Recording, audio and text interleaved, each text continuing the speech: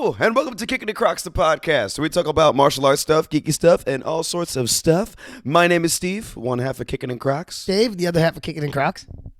Nick, 0.01% of Kicking with Crocs. Now with Crocs. Officially, because he owns Crocs now. And we have with us today another esteemed guest. This man is a third-degree black belt martial artist, a sensei in his own right, but that's not all. He is also a fully-fledged, fully certified, and just got stationed in Staten Island. He's a doctor, too, folks. This is Joe Picone. Everybody, thanks for having We me. call him Doctor-Sensei. We call him the Doctor-Sensei. Now, do we like Doctor-Sensei or Sensei Doctor? Which is I better? always felt Doctor-Sensei flowed better, but whatever he wants. I mean, I tend to feel Doctor-Sensei flows better, but Yeah. I'm down for whatever. Doctor-Sensei, though. Yeah. But you got the Doctor-Sensei, Sensei Joe. first, right? So wouldn't you be Sensei Doctor? True, that is a good point. Yeah, these are Hello. all details and... So, like, when you see patients, are you going to introduce yourself as, "Hi, I'm Doctor-Sensei Joe"? Probably not. they might just get confused, to be honest. There's a sensei title in the medical Yeah. field now? Oh, God, that would sound like the people that are like, you have to align your chakras to prevent... I wonder if, like, because, like, in Japan, that's, like, just, like, an honorific, right? Like, they're just, like, Sensei's your teacher. Oh, that's true. Yeah, well, I know senpai is like any Senior student. above you, yeah. Yeah, I guess so.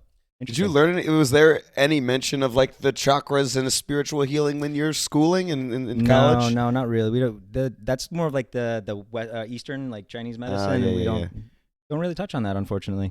But It's all has to be on my own sort of personal research. with Sensei just being teacher, you could be a doctor teacher, like you're teaching true. people. It's so true. it's not really a bad title at all for what you're looking to do. Hey, maybe I'll try it out. Who knows? And then maybe you'll start incorporating chakras. I like it.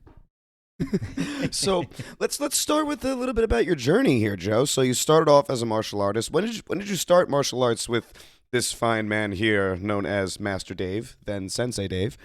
Well, Yeah, I was Master Dave sensei then. actually wasn't my original instructor. I was not, no. But Oh. I started when I was 7 years old. So, goodness, it's about 22 years now. Ooh.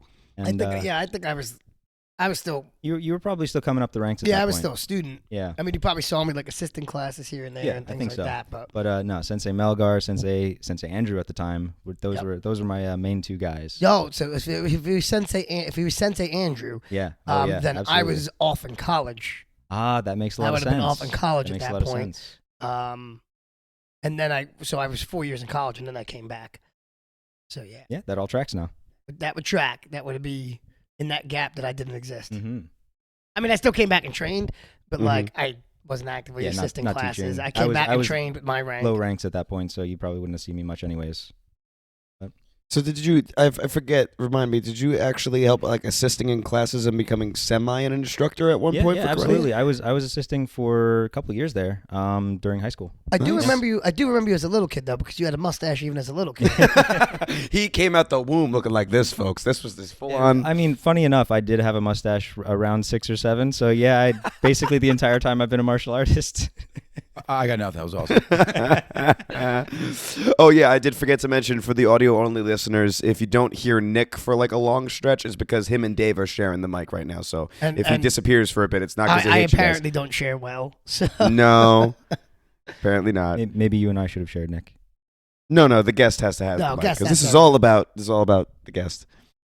Jeez. So tell us a little bit about your black belt test there, pal. What do you remember much from that black belt Oh test? man.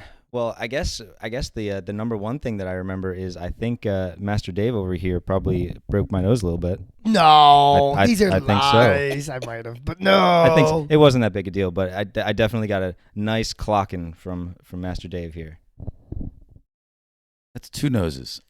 That's That's two true. noses. Did we talk about that when Michaela was that's here? That's two counted noses. I don't think we talked There's about that. probably more. For what it's worth, I probably very much had my hands down, and I deserve to be hit in the face. Kids, keep your hands up. Mm-hmm. Yeah, Mm-hmm. but no. Oh yeah, but I don't think we talked about the fact that I broke Michaela's nose when she was on the podcast. No, I don't think we did talk about that when she But was that on was the mostly podcast. her fault.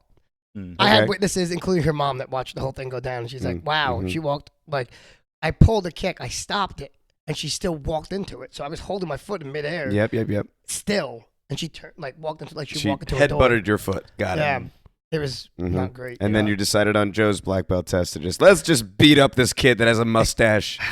No, I was definitely very exhausted by that point. I was toward the end of the second day of testing, or the first, whichever. It's all a blur at this point. But yeah, it was me and another guy who was no longer with the school. So it was, there was a lot of focus on me. It was only 2 of you. It was only 2 of us at the time. That would scare me. And that was the norm, I think, around those days. Yeah, There was I think one so. or two people would test at a time. Yeah, like a high point was like 5 to 6 people. Yeah, we would around then. it was more often where you'd have a Nowadays, we've lower got, like, number 12, of guys 15. testing at the same time. Yeah, but we also had, we had less black belts in absolutely. the circle. Like now we have 30 or plus black belts there to assist. You have longer. There might have been groups. 10 Ukis there. Yeah. Not including the instructor. Yeah, So, exactly right. Yeah. So, but it was cool though because the environment was definitely focused on absolutely. just you. Yeah. Yeah. And they drilled into like everything. So it was good. And everybody has their own test experience, right? Their own version Oh, of like yeah. how hard Their it own was story. for their test. And it was. Everyone had their own version Absolutely. of a tough test. And then every test we watched, we're like, yeah, it wasn't as tough as my test. No matter what you look at, you're always well, like, naturally, yeah, yeah. it's not as tough as my test was. Your own opinion. Everybody has their own war story for testing. But I also feel like there's been a boon in the last 10 years of people wanting to get involved in martial arts. Yeah. Where, like, I don't know about you, like, we're a little bit older. So when we were coming up, this is the young side of the couch. We're the young We're the bucks older over guys. here. I mean, Nick can attest to this. Like, when we were younger, you were kind of a weirdo if you did martial arts. Like, it wasn't like it is now with the rise of, like, MMA and televised martial arts. You were kind of in a weird circle when you did martial arts.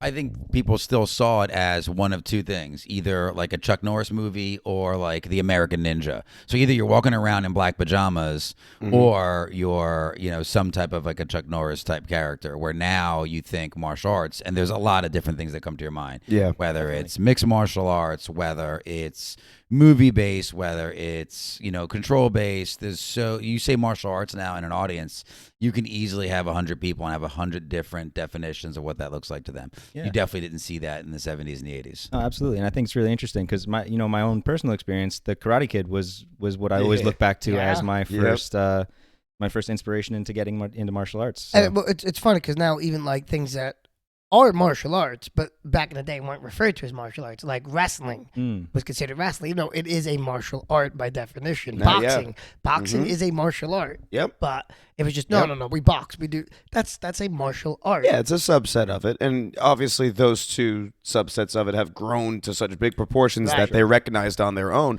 But yeah, when it comes down to it, the nitty-gritty, it's a martial art But form. I'm stuttering over my word. It is always kind of like a movie that gets like a kid. Yeah, I feel Just like try- Cobra like, Kai is the biggest Cobra one right Kai now. started. Oh, I'm sure. Cobra I Kai is the have biggest more one right students now. now from Cobra Kai. Have you watched Cobra Kai, Cobra Joe? Kai. I still haven't even watched it, which dude, I guess I should be ashamed considering that was my because you inspiration. loved the Karate Kid so Yeah. much, man. I really should. You really need to. I'm way behind on it. So I can't talk too much about it. But the first, should have ended. Ooh, that's Yeah. For glowing me, it was the recommendation. era of like Enter the Dragon. fair enough, yeah. Like, for me, it was like Enter the Dragon era, right? So you have like Bruce Lee coming out right after the Green Hornet and, really kind of making the scene. And then you had their plays on it, like Big Trouble in Little China, which was like the first interaction with more, I don't want to say gore, but like battle finishers and whatever it may be. And now then the Karate Kid started coming into play, which was always real popular. Sidekicks, the show Sidekicks. You had the early version of TMNT. Oh, that came yeah. in. So it all started growing to now, which is just a huge following of various styles. With me, it was. I mean, there was again. I had Big Trouble in Little China and Enter the Dragon. But what did it for me was the Power Rangers. Power Rangers was a The big one Green for me Rangers too. brought me. The Green Rangers specifically brought me in. And then when I was training in martial arts, there was a show called WMAC Masters, which is like an old school show you can probably find on YouTube, which was a mix of. How do I describe it? It was like story mixed with competition. So think pro wrestling almost, Yeah. but with martial arts. That's so pretty cool. It was interesting. And so that's a good show. It's probably on YouTube. You can check it out. What was it called again? WMAC Masters. And it was all people on the tournament circuit, like point tournament circuit. So like there was like John Valera was on it, like like guys, if you're into like the world of like martial arts tricking and old school point fighting, like from when we were kids, not modern. A lot of Michael Chatterondabot, Mike Chat, if you know the XMA program. Okay. Michael Chatterondabot played Wizard. Like they all had their names. Oh, the little Roy names, Lobb. Wizard. Yeah, that's cool. But like the original guy that did the Liu Kang modeling was my buddy Scott and I. He was our favorite. So Liu Kang, the video game Mortal Kombat. Yeah. So the guy that did the most motion capture for that played a guy on WMAC Masters. So that show sucked me in. But anyway, back to our guest. So as it happens, I think you just triggered an early childhood memory for me. I think I have to double back on my previous answer. I think the Power Rangers were probably my first inspiration as well. I had an old Power Rangers movie that I wore out that VHS. I watched it so much. Oh yeah, so that'll do it. VHS I think that's probably, I'm going to have to say that's my first inspiration now. So speaking of early childhood, is that how long did you know early that you wanted to be a doctor? When did you make that decision? So my parents say that from a very, very early age, I wanted to be in some sort of medical field. For a long time, I wanted to be a vet. In high school, I sort of transitioned more toward human medicine. And I think it was probably a good choice because for whatever reason, I have a very strong kinship with animals, and it's very hard for me to separate those emotions. For whatever reason, with people, it's a little bit easier for me, I guess, because there's understanding on both sides, perhaps. I don't know, but for whatever reason, I think human medicine definitely. I'm glad I went toward that track instead. I say that all the time. Like I love animals. Yeah, and I'm like, if the apocalypse ever happens and you need hunters and gatherers, I'm a gatherer. I'm picking me some berries. I can defend a village.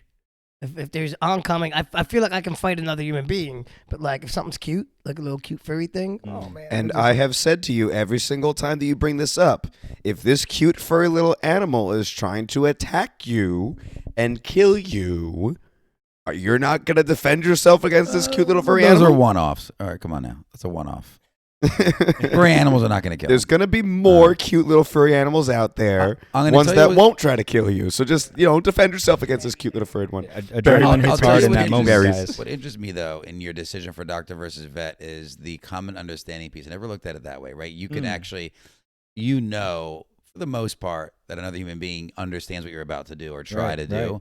Where an animal, the communication barrier is obviously distinct. So you're like, you feel the sense of, I don't say guilt, but we're not on the same playing field for me to help you out the way you'd want to and be effective. That's an interesting way to look at it. I didn't really think about it that way. So how long did you have to stay in school for medical school? How many years schooling did you go through? So after high school, I went to undergrad for 4 years. I got my bachelor's in human physiology, basically the pre-med track, and then another 4.5 years because I did a dual program. I did my MD as well as a master's in public health. Mm-hmm. So that's 8.5 years after high school, and then now I'm going into residency, which will ideally be 4 years for my neurology residency. So I guess a grand total of 12.5 years after high school. God. So let me ask you this. Yeah. Was martial arts beneficial to this whole process? 100%. That's a Master Paul question. That is a Master Paul question. Yeah, that's true. 100%. So how did Paul Prendergast Karate help you in your journey to become a doctor? I mean, listen, at the very bottom, self-discipline, because there's no way I would have been able to do all of the work that's necessary in undergrad, medical school, et cetera, without the discipline that I learned from a very, very early age at PPK. There you go.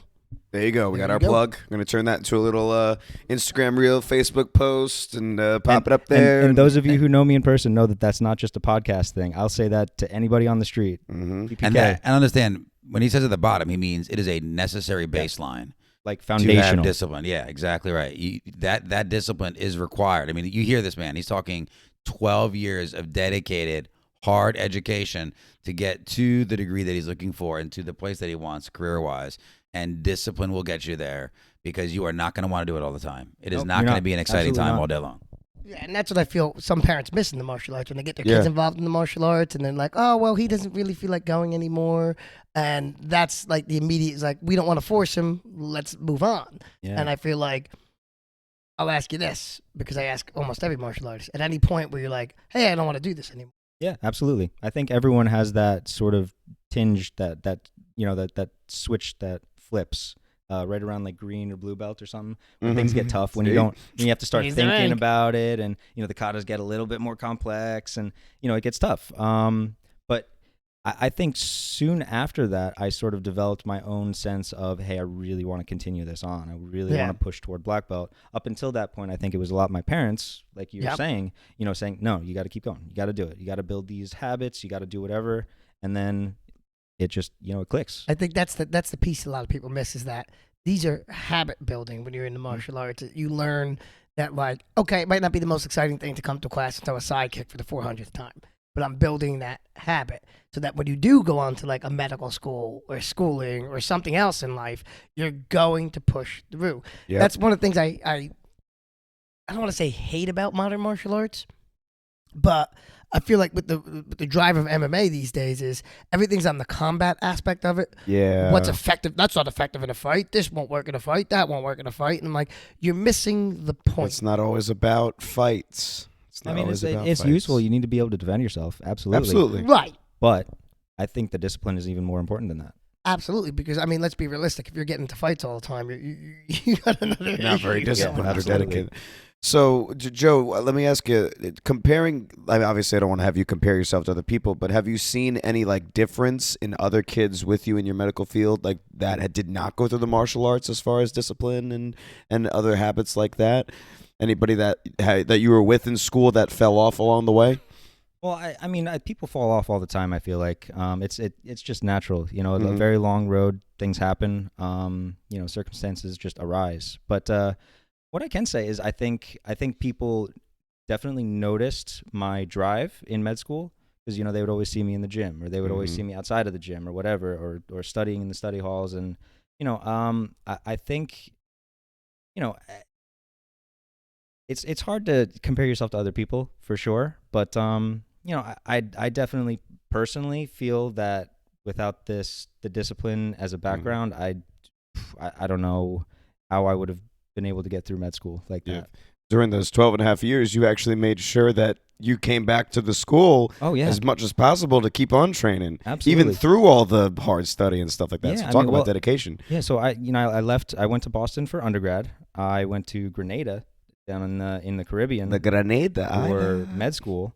And then I was up in North Jersey, a couple hours away for my my clinical training. So, I was away for a lot of that time, but anytime I was able to come back and train and get back on the mats, I'd love to do so.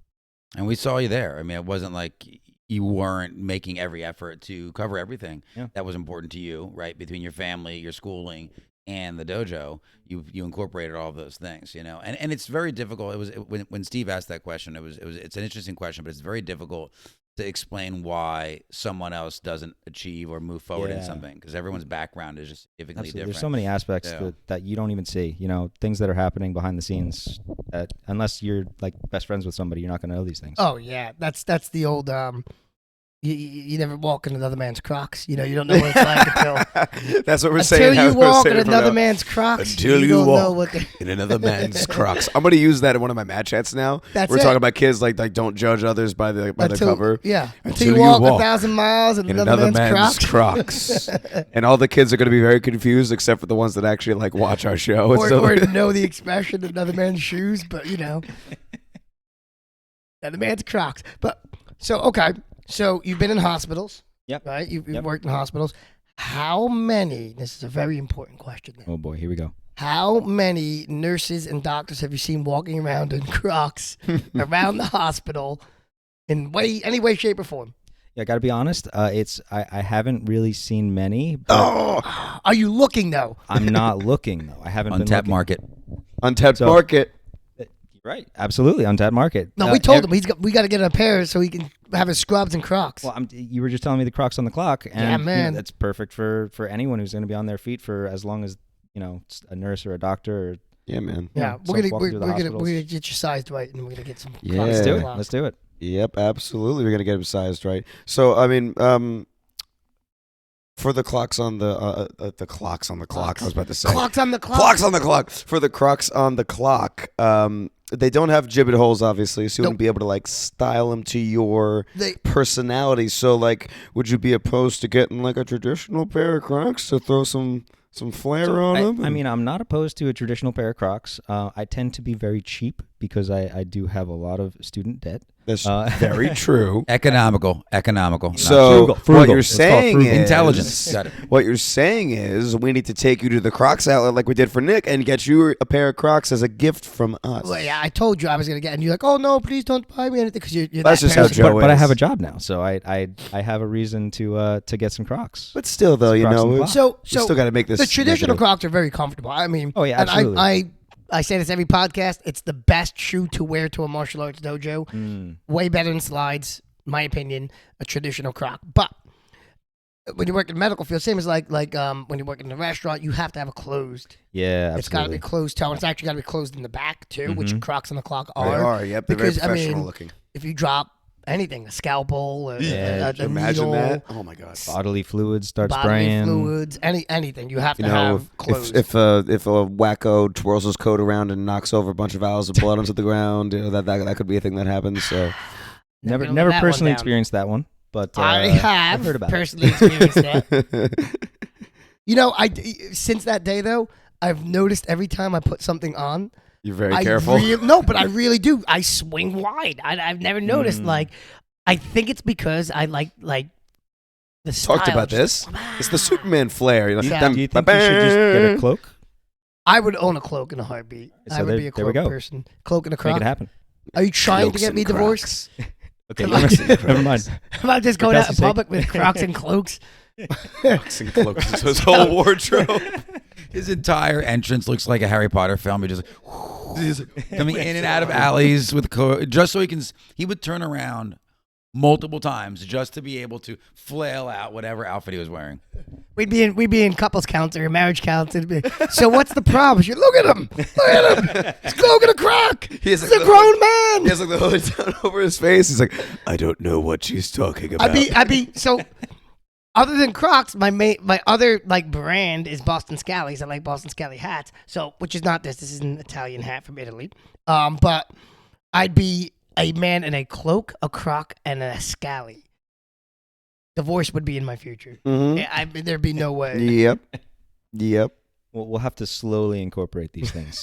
Slowly. So anyway, you know what I find interesting, going back to the medical, Okay. is that in old martial arts, so it's particularly actually more in the Chinese martial arts, Ooh. we're talking like kung fu, we're talking Mm-hmm. traditionally martial artists would also be healers Oh yeah, because the theory was if you know how to hurt somebody, you should also know how to sure. heal somebody. You're a Right. traditional Chinese martial artist, Joe. I we'll see That about that ever one. has that ever crossed your has that ever crossed your mind though? The fact that like Absolutely. So, I mean, even before going through like intensive anatomy classes in schooling, I just had a basic understanding of a lot of anatomy just from, working close with other bodies as well as my own body. So, yeah, I definitely feel like I have a leg up in terms of that. Maybe just, that foundation. Again, we bring it down to the foundation. I think if you have something strong to build off of it, you're that much better in the future. I think early on we had some joke references to like chakra and things of that nature, but there is correlation in some instances Yeah. to like blood flow and Yeah, absolutely. circulation. And listen, you know, I'm no environmental effects. expert in the Eastern medicine, but absolutely, there are what's the word? There are merits to all of Eastern medicine. There's a reason it's been practiced for thousands of years with success. I think it's fair to say that Western medicine, we just don't quite understand it. I think, honestly, when we have a bridge and we're able to incorporate both styles of medicine at the same time, I think medicine and humanity in general will be in a much better place. I agree with you because like I'm not and I'm sorry if I'm offending anybody, but I'm not into like crystal healing Yeah, and things no, like that. I'm on the same page. It's not my thing. God bless you if you do. But there is a lot of Eastern medicine seems more like preventative. Yeah, definitely. Like- there's a lot of herbal supplements Right. and that sort of thing. Yeah, And yeah. I find that some of it actually works when you apply it. yeah. And it's just fascinating to me that it's completely like that some people just brush it off as like that's Sure, fluff. sure. Like you have there's a book called Breath by James Nestor, and it's or Breath or Breathe. I think it's Breath. But Something about breathing. but it's all about breathing exercises. Yeah. And they've done numerous studies, all quoted, and how breathing is actually things that they thought were mysticism, like being able to like lower your body temperature, being able to raise your body temperature, being able to lower heart rates and things like that. And now they've found, no, wait, you can actually do it. Yeah. They've super interesting. brought these monks in, hooked them up. Oh. No, yeah. So Very cool. and it's all cited. It's done by universities, and they've monitored, and it's a real thing. I'm gonna have to check that out. Oh yeah, it's great. We were having a conversation yesterday where Luca's interested in going for scuba diving lessons. So we had a friend of mine who's already scuba diving and was saying how, talking about breathing techniques, you have to actually hyperventilate like 3 times before then you go under the water for this scuba diving session, and you'll be surprised how your body is tricked into thinking you've already exhausted your options, and now you're fully you have your full breath in, and you can stay underwater for almost double or triple your normal time by doing this type of breathing technique. So you're saying like the monks, obviously that's what they're doing all day long, right? So for this scuba diving lesson or session, they're kind of testing out probably 1% of that activity. Yeah. But it really if you can get beyond what the mind tries to, its safety points, your body can do a lot more than you think it can.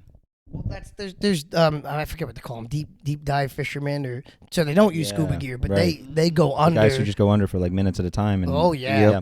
And you would think like it's amazing what what you think somebody could hold their breath for and what they could actually hold their breath for is like, wow. Well, I think of a lot of it is mindset too, because you see those. If you ever see those guys, they're super calm underneath the water. Oh, yeah. If you don't stay that calm, you're not going to be able to stay that long. Yeah. So yeah, the mental game is a big part of it.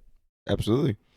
So, I mean, we're almost going to get to the point where we wrap it up, but I want to end it with 2 more things. I would like you to, one, tell us the craziest thing that you've come across so far dealing with like patients, or like, any crazy stories, any wacky things that have happened in the medical field like so somebody far. got a you're allowed to share, like somebody got a Q-tip stuck up their nose. Yeah, so far. I want to hear. Q-tip in their nose. Yeah, why would you do that?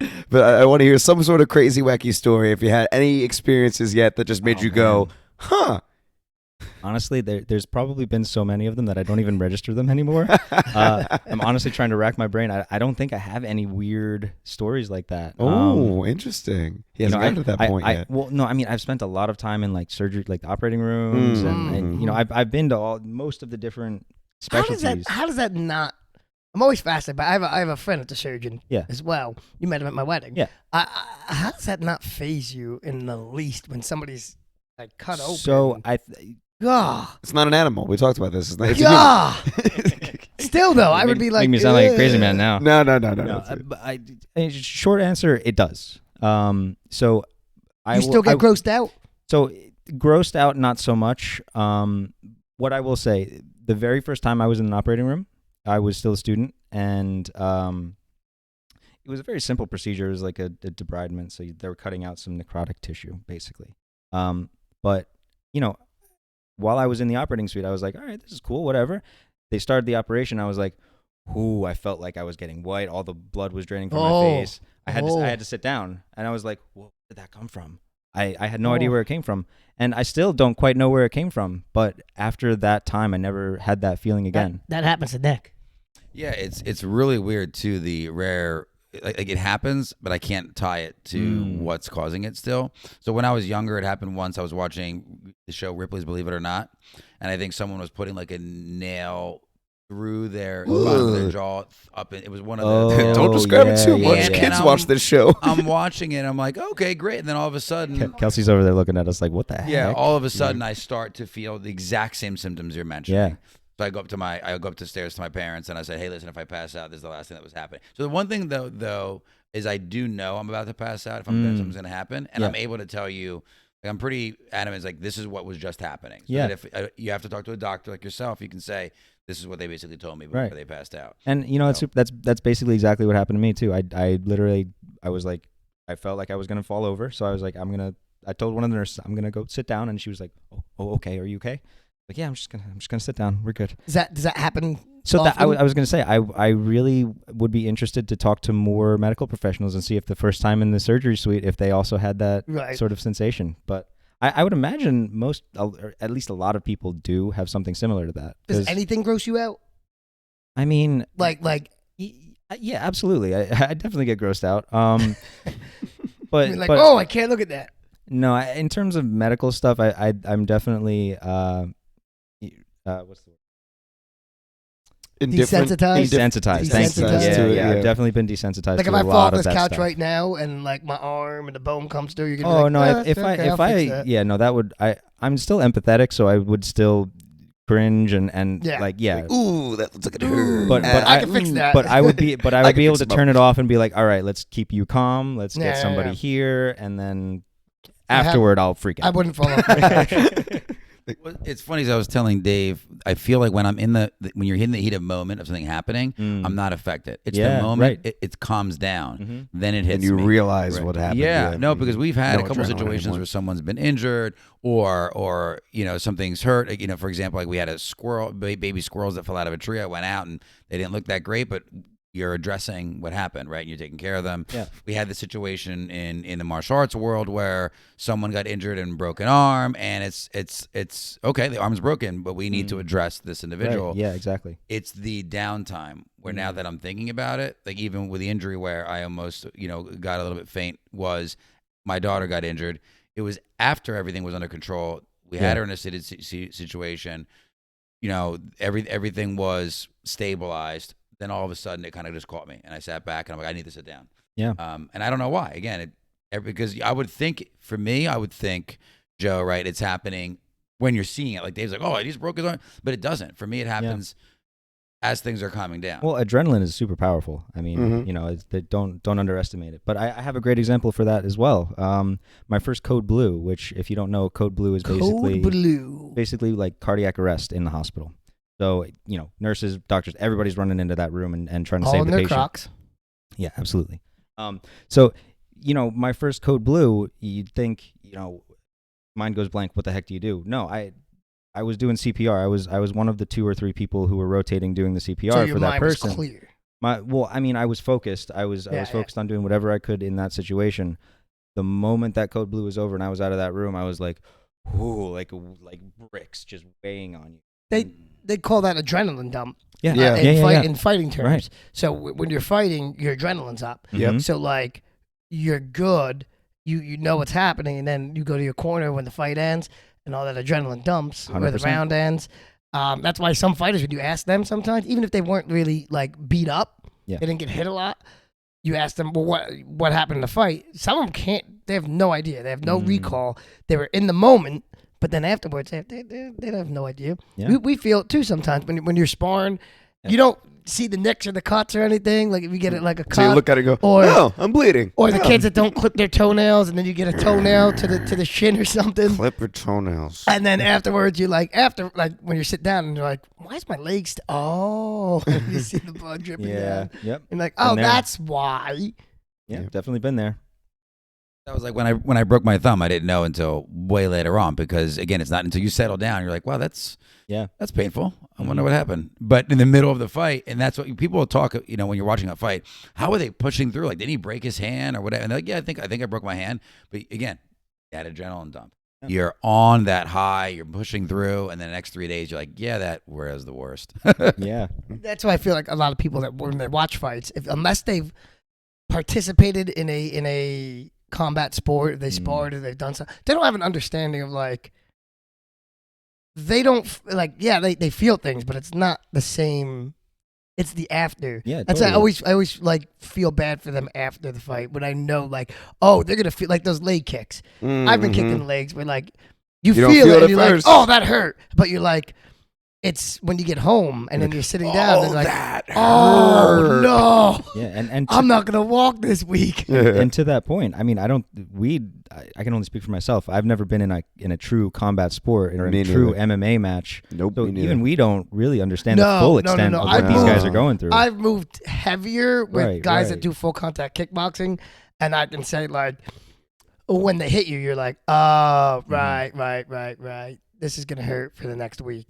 Like, And then my wife will laugh at me, like I'll hobble around, or and it's like, oh yeah. That's why I like the light touch stuff, because I can still go. Mighty Mouse I sparring. can still walk, and Play that's why Mighty spar. Mouse does 70%. Like you said, 70-80%. There will be a day where you will go hard in sparring, but it is not this day. Yeah, but we went to the Mighty Mouse This seminar. day we play spar. That's what he said. He's like, he does 70 to 80% play sparring. Yeah. He doesn't really do. He does heavy sparring, but not a lot, Not a because lot. that's where you get hurt. Yeah. Yeah. That same in Thailand. In Thailand, they do very, very light sparring because they fight all the time. So they got to save everything for the fight. Sure. So, yeah. Okay, well, Doctor-Sensei, I want to respect your time here. We're just about to get wrapping it up. One last thing I would like you to do for all the people watching is, if you could just, any kids out there that want to become doctors or get into the medical field, what is one piece of advice that you would give them right now? After you tell them to buy Crocs After you tell them to buy the Crocs. and do martial arts. Mhm. So start martial arts, buy yourself a pair of Crocs, and never give up. Never give up. It's gonna be hard. You're gonna have to put in a lot of work and a lot of effort and a lot of time. But if you do that, you will come out successful. You'll be successful on the other end. Good Nice. advice. Love it. Good advice Love it. for life. Well, thank you so much for joining us today, Doctor-Sensei. It was this was an interesting, fascinating conversation. Definitely was. unlike any that we've had on the podcast No, so yeah, far. definitely not. So A some lot kids are less getting rambling educated today. A lot less rambling, a lot more educational.